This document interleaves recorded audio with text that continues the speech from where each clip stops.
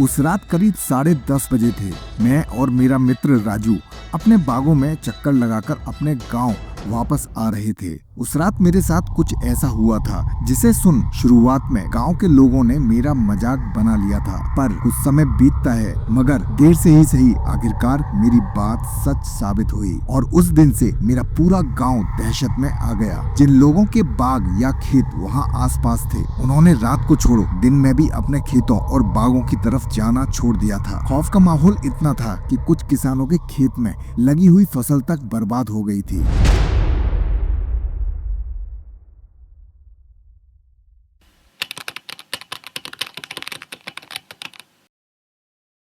नमस्कार दोस्तों, मेरा नाम मानपाल है। पेशे से मैं एक किसान हूं और पिछले कई दशकों से हमारा परिवार उत्तर प्रदेश के कासगंज डिस्ट्रिक्ट में रहता हुआ आ रहा है। दोस्तों, मेरे गांव का नाम ढोलना है जो दिल्ली से लगभग 240 किलोमीटर के आसपास की दूरी पर रहेगा। हमारे गांव में और आसपास के क्षेत्रों में आम की अच्छी खासी पैदावार होती है और हर साल हमारे यहाँ के आम देश के कई राज्यों में जाते हैं। किसान होने के नाते मैं भी आम की ही खेती करता हूँ और इसी वजह से हर साल आम के सीजन में हमें रात भर अपने बागों की रखवाली करनी पड़ती है। कभी कभी हमें रात भर बागों में रुकना पड़ता है और कभी कभी हम बीच बीच में घर और बागों के बीच चक्कर लगाते रहते हैं। गांव में लगभग हर किसान के बाग और खेत गांव की आबादी से दूर जंगलों में होते हैं और इसी वजह से सुनसान माहौल के बीच जंगलों में अकेला जाना मेरी तरह हर किसान के लिए बिल्कुल सामान्य सी बात होती है। शाम के लगभग 5 बजे थे और मैं अपने बाग की तरफ निकल जाता हूँ। वहाँ मेरा मित्र रानू भी आने वाला था क्योंकि आज हम दोनों ने बाग में ही खाना बनाने का प्लान किया था। आमतौर पर इस तरह की एक्टिविटी हम लोग 1-2 महीने में करते ही रहते हैं और इसीलिए ये दिन भी आम दिनों की तरह नॉर्मल ही था। मेरे खेत के पास ही हमारे पड़ोसियों का एक ट्यूबवेल लगा है जहाँ पर एक छोटा सा रूम भी है जिसमें हम लोग खाने पीने का पूरा सामान रख दिया करते हैं और जरूरत पड़ने पर उस सामान को यूज कर लेते हैं। गांव में शाम को खाना जल्द ही बन जाता है और इसीलिए हम लोगों ने भी लगभग शाम को 5:45 बजे के आसपास खाना बनाना शुरू कर दिया था। उस दौरान हमने भी अपने कुछ और दोस्तों को भी खाने पर बुला लिया था। हम सभी दोस्त आपस में मजाक मस्ती करते तकरीबन 8:30 बजे तक खाना बनाकर तैयार कर लेते हैं। हम सभी को बहुत तेज भूख लग रही थी और इसीलिए खाना बनाते ही हम सभी दोस्त बाग में ही बैठकर खाना खाने लगते हैं। खाना खत्म होते होते लगभग 9:30 बज जाता है और तभी मालूम पड़ता है कि पीने का पानी तो खत्म हो चुका है। तो मैंने रानू भाई को पड़ोसी के ट्यूबवेल में से पानी भरकर लाने को कहा। उधर रानू भाई बाल्टी लेकर फटाफट से ट्यूबवेल की कुंडी में से पानी लेने चले जाते हैं। उधर अंधेरा था और रानू भाई को गए हुए अभी सिर्फ 2 मिनट ही हुआ होगा, तभी अचानक से उनकी बहुत तेजी के साथ आवाज आती है। वो चीखते हुए थोड़े पानी के साथ वापस आ जाते हैं। वो काफी घबराए हुए थे। पूछने पर उन्होंने बताया कि दूसरी तरफ के बाग में सफेद कपड़ों में एक आदमी घूम रहा है और वो कुछ अजीब हरकतें कर रहा है। ये सभी बातें सुनते ही हम सभी दोस्तों की हंसी निकल जाती है क्योंकि उस दिन रानू भाई ने थोड़ी सी ड्रिंक कर ली थी और सभी ने यही सोचा कि शायद ये उनका एक ड्रामा है। खैर, हम सभी दोस्तों की बात सुनकर रानू भाई भी कुछ देर में नॉर्मल हो जाते हैं। वो भी शायद सोचने लगे थे कि ये सब उनके दिमाग की उपज है। खाना पीना होने के कुछ ही देर बाद हमारे सभी दोस्त चले जाते हैं और वहाँ बाग में सिर्फ मैं और रानू भाई रह जाते हैं। हम दोनों लोग सभी सामान को उठाकर वहाँ पास वाले कमरे में शिफ्ट कर देते हैं। अब तकरीबन रात के 10 बज गए थे और अब हम लोग अपने बाग से अपने घर की तरफ निकल जाते हैं। बाग से हमारे घर का रास्ता दूसरे बागों में से होकर जाता है जो आमतौर पर छोटी पगडंडी के रूप में होता है। इसीलिए हम भी पड़ोसियों के बाग में से होकर जाती छोटी पगडंडी पर आगे बढ़ते हैं। जैसे ही पड़ोसी का ट्यूबवेल निकलता है और हम दूसरे के बाग में घुस जाते हैं, मुझे अचानक से एक अजीब सा सन्नाटा महसूस होता है। आज से पहले कभी भी मुझे ऐसा एहसास नहीं हुआ था, पर उस दिन न जाने क्यों मेरे दिल की धड़कनें बढ़ गई थीं और शायद मुझे थोड़ा थोड़ा पसीना भी आने लगा था। इसके पीछे शायद एक मनोवैज्ञानिक कारण भी था। दरअसल हम जिस बाग से होकर जा रहे थे उसी बाग में 10 से 12 दिन पहले उस बाग के मालिक मनोज भाई ने फांसी लगाकर सुसाइड कर लिया था, और जिस वजह से शायद मुझे और रानू भाई को थोड़ा अजीब लगने लगा था। आत्महत्या के बाद से ही उस बाग की कोई भी देख रेख नहीं कर रहा था, और इसी वजह से वो बाग एकदम अलग थलग वीरान सा पड़ा हुआ था, जिसमें ढेर सारे आम लगे हुए थे।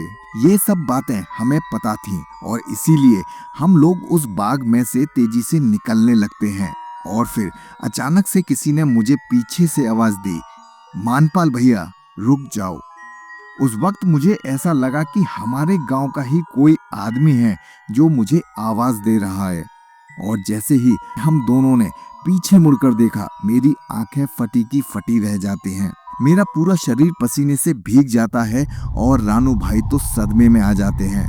दरअसल वो मनोज भाई थे जिन्होंने 10 से 12 दिन पहले इसी बाग में फांसी लगाई थी। ये बिल्कुल असंभव सी बात थी, क्योंकि हमारे सामने ही उनका अंतिम संस्कार किया गया था। शायद कुछ देर पहले ट्यूबवेल पर पानी भरने गई रानू भाई ने इनको ही देखा होगा। मैं नहीं समझ पा रहा था कि अब आखिर क्या करूं। कपकपाते हुए होठों से मैंने पूछा, अरे मनोज भैया नमस्ते, आप कैसे हैं? उन्होंने एक अजीब नजर से मेरी तरफ घूरा और कहा, मैंने जो कुछ किया अब मैं बहुत पछता रहा हूँ। मुझे अपने परिवार और बच्चों की बहुत चिंता सताती है। मेरे बाद अब उनका क्या होगा मैं समझ गया था, और इसीलिए मैंने उनसे कहा कि आपको ये सब करने से पहले अपने परिवार के बारे में तो सोच लेना चाहिए था। मेरी बात खत्म नहीं हो पाई थी और अचानक से उन्होंने गुर्राते हुए एक अजीब आवाज में मुझसे कहा, तुम्हारे पास मेरे पैसे उधार हैं, वो कब तक लौटाओगे? दरअसल 2 महीने पहले मैंने उनसे कुछ रुपए उधार लिए थे। यहाँ पर उन्हीं रुपयों का जिक्र हो रहा था। मैंने डरते हुए जवाब दिया, मैं भी इसी गांव का हूँ और आप भी इसी गांव के हो। अभी तो थोड़ा पैसे से दिक्कत है, पर यकीन मानिए 1-2 हफ्तों में आम बिकते ही आपका पूरा पैसा आपके घर पर भिजवा दूंगा। मेरी इस बात को सुनते ही वो कुछ शांत से हो गए और उन्होंने मुझसे कहा कि बीड़ी जलाओ, मुझे बीड़ी पीनी है।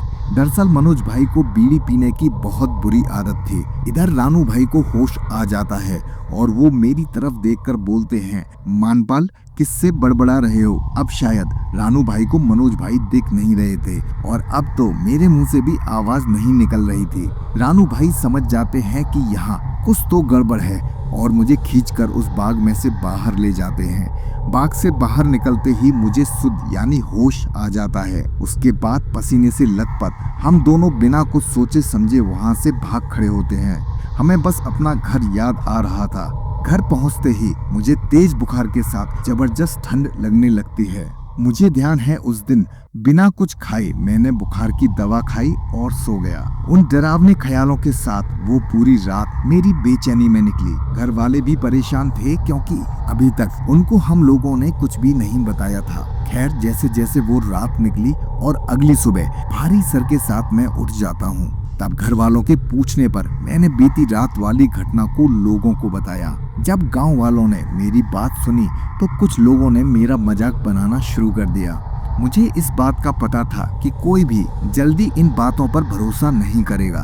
खैर ये बात अगले 1-2 दिन में लगभग पूरे गांव में फैल जाती है। मेरा अगला 1 हफ्ता बहुत संकोच में निकला। लोग मुझे देखते थे तो मुझे ऐसा लगता था कि मानो वो मेरा मजाक उड़ा रहे हों। पर जल्द ही वो दिन आ जाता है जब गांव वालों को मेरी बात पर यकीन होने वाला था। 30 मई 2025 दिन शुक्रवार, समय शाम के 7 बजे। गांव की ही एक बुजुर्ग महिला उस आम के बाग में से होकर निकलती हैं और अचानक से उनके सामने भी मनोज आ जाता है। सफेद कपड़े, टेढ़ी गर्दन के साथ वो उस महिला के ऊपर जोर जोर से चिल्लाता है, इस बाग में क्यों आई हो? ये मेरा बाग है, मैं यहाँ के आम किसी को भी नहीं लेने दूंगा। ये देख बुजुर्ग महिला भी घबराकर वहाँ से भाग जाती है। जब उस बुजुर्ग महिला ने भी गांव वालों को मनोज वाली बात बताई तब जाकर लोगों को यकीन होने लगा। उसके बाद अगले 1 और 2 दिनों के अंदर ही 1-2 लोगों का भी सामना मनोज से हुआ। अब पूरा गांव दहशत में था। कुछ किसानों ने तो इस डर की वजह से अपने खेतों में भी जाना छोड़ दिया था और जिस वजह से उनकी फसल भी बर्बाद होने लगी। अब वक्त कुछ निर्णय लेने का था क्योंकि सभी लोग खौफ में थे। गांव में बड़े बुजुर्गों की मीटिंग कराई गई और निर्णय लिया गया कि हमें उस बाग में शांति पाठ कराना चाहिए जिस जगह मनोज भाई ने आत्महत्या करी थी। 5 जून 2025 दिन बृहस्पतिवार।